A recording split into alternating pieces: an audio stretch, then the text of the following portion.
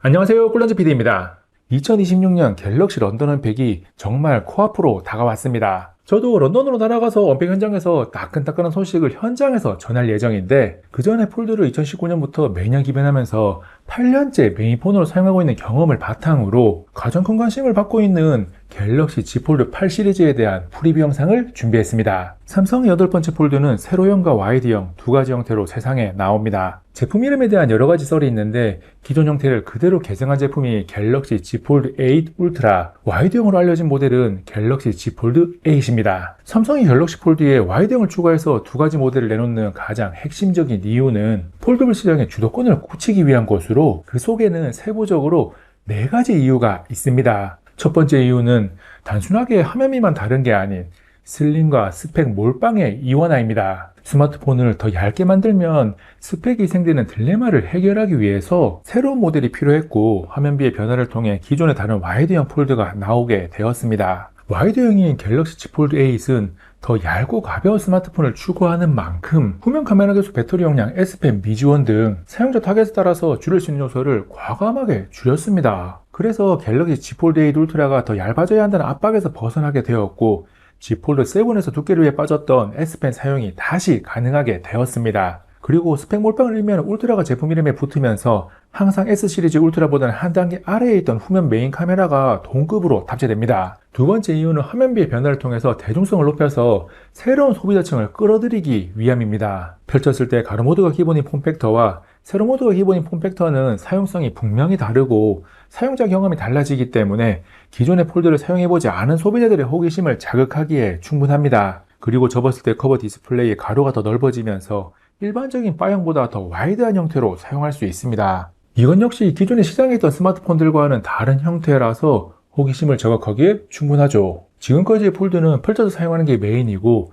접어서 사용하는 게 서브인 사용 패턴을 가진 사용자에게 최적인 스마트폰입니다. 그래서 폴드를 커버 디스플레이 위주로 사용하면서 가끔 필요할 때만 펼쳐서 사용하는 사용 패턴을 가지고 있는 분들에게 그냥 바형 스마트폰을 사용하는 게 더 좋을 거라는 이야기를 줄곧 해왔습니다. 그런데 와이드형으로 나오는 갤럭시 Z 폴드 8은 접어서 사용하는 비중이 더 높아도 잘 사용할 수 있는 스마트폰이 아닐까라는 생각을 가지고 있습니다. 이 부분은 실제로 사용성이 어떨지 저도 그렇고 와이드형 폴드를 기다려온 많은 분들이 가장 궁금해하는 부분이니까 런던에서 최대한 다양하게 사용을 해보고 언팩 시기에 맞춰서 영상에 담아서 빠르게 업로드 하겠습니다. 와이드형 폴드를 만든 세 번째 이유는 두 번째 이유와 비슷하게 새로운 소비자층을 끌어들이기 위한 것으로, 기존의 묵직하고 중함이 강한 폴드의 이미지에 캐주얼함을 더하려는 것입니다. 폴드블 스마트폰 2024년까지는 대체로 플립이 폴드보다 더 많이 팔리다가 2025년에 처음으로 매우 얇고 가벼워진 덕분에 폴드가 플립보다 더 많이 팔렸습니다. 그래서 폴드가 하드웨어적으로 소비자들의 인정을 받았으니까 밝은 색상을 통해 다양한 이미지를 만들고자 하는 거죠. 갤럭시 Z 폴드 8과 Z 폴드 8 울트라 모두 크림 색상과 그래파이트 색상은 동일하게 나오는데,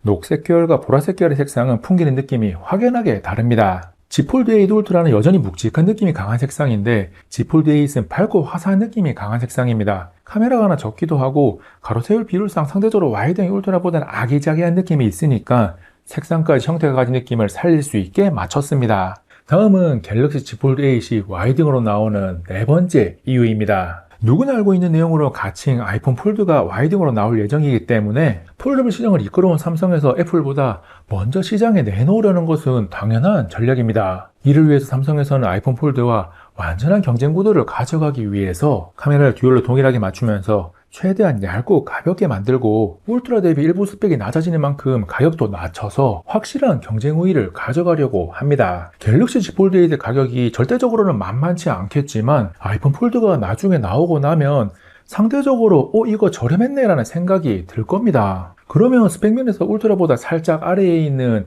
와이드형인 일반 모델이 아이폰 폴드와 동일선상에 놓이게 되니까 자연스럽게 아이폰 폴드의 급이 최고보다는 바로 아래 단계가 됩니다. 삼성이 갤럭시 Z 폴드 8 울트라와 함께 일반 모델을 와이드형으로 내는 이유를 종합 정리하면, 폴더블 폰이 가지고 있는 딜레마를 해결하면서 새로운 소비자층을 흡수하고 바로 뒤에 나올 경쟁 제품을 밀착 마크해서 시장에서의 우위를 점하기 위함입니다. 갤럭시 Z 폴드 8과 Z 폴드 8 울트라 관련해서 언팩 일주일 전인 7월 15일 삼성전자가 보도자료를 통해 디스플레이 관련 새로운 기술인 플렉스 티타늄을 공개했습니다. 플렉스 티타늄은 완전히 새로운 것은 아닙니다. CES 2026에서 어드밴스드 크리스리스 디스플레이라는 이름으로 프로토타입을 공개했고, 플렉스 티타늄은 사용한 소재와 구조를 더 개선한 상용화 버전입니다. 플렉스 티타늄을 가장 쉽게 설명하면 핵심은 두 가지입니다. 첫째는 플라스틱 필름 대신 티타늄만큼 필름을 사용해서 더 얇게 만들면서도 약 20배 강성을 확보하고 화면 주름 개선을 하는 겁니다. 둘째는 화면을 지탱하는 티타늄 플레이트에 미세한 구멍을 뚫어서 강도를 유지하면서 유연성을 극대화하는 레이저 드릴링 백플레이트 기술을 사용했다는 겁니다. 이를 통해서 폴드를 접을 때 디스플레이에 가해진 힘이 특정 선에 집중되지 않고 주변부로 고르게 분산하고 화면을 안정적으로 지지하고 접힐 때 유연성을 극대화하면 물론 주름 개선에 획기적으로 도움을 주고자 합니다. 수치상으로는 Z 폴드 7의 주름 깊이가 약 0.1mm 정도였고 Z 폴드 A 시리즈에서는 약 0.02mm 이하가 될 것으로 예상됩니다. 플렉스 티타늄 기술에서 우리가 바로 체감할 수 있는 부분은 강도보다 화면의 주름이 얼마나 없어졌는가인데, 이 부분 역시 앞에 설명한 화면비에 따른 사용성의 변화와 함께 언팩이 열린 런던에서 자세히 영상에 담아서 최대한 빠르게 알려드리겠습니다. 2016 갤럭시 런던 언팩에서 기대하는 바는 사람마다 다릅니다.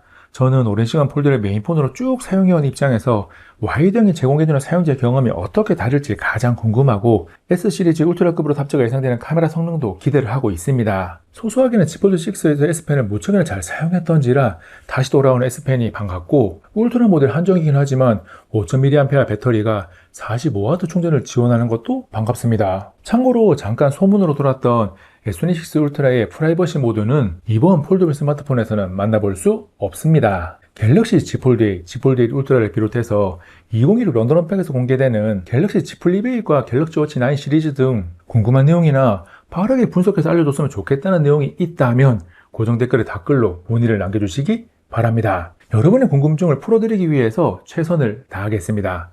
이번 영상은 여기까지. 다음에 또 만나요. 안녕. 런던 가야지 이제.